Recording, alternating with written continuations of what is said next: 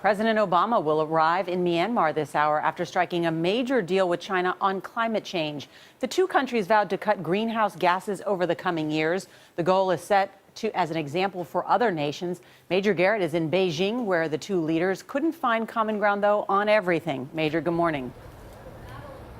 Good morning. President Obama and Chinese President Xi Jinping ironed out some big differences on climate change and made progress on cooling tensions about military patrols in the Pacific.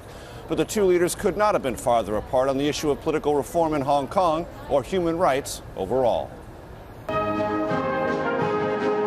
The two presidents reviewed troops before the Great Hall of the People and mixed with children to embellish the supposedly cheerful mood of cooperation.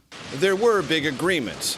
China said it would cap and eventually reduce its greenhouse gas emissions and have 20% of its energy supplied by non-fossil fuel sources by 2030.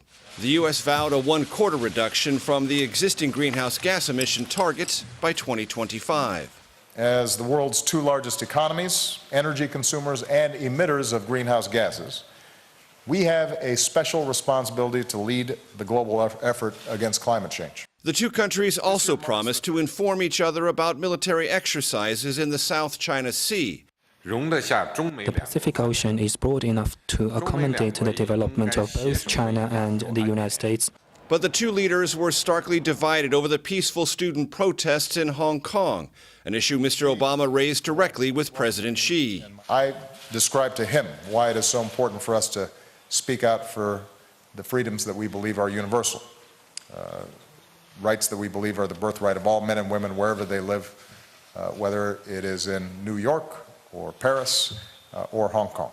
For the first time, Xi publicly branded the protesters, organized under the name Occupy Central, as criminals and told America to back off. Hong Kong affairs are exclusively China's internal affairs, and foreign countries should not interfere in those affairs in any form or fashion.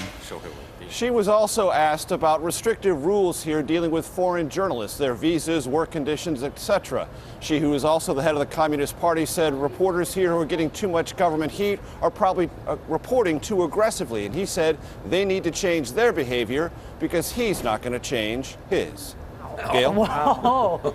That sort of draws a line, doesn't it? Yeah. Thank you, Major.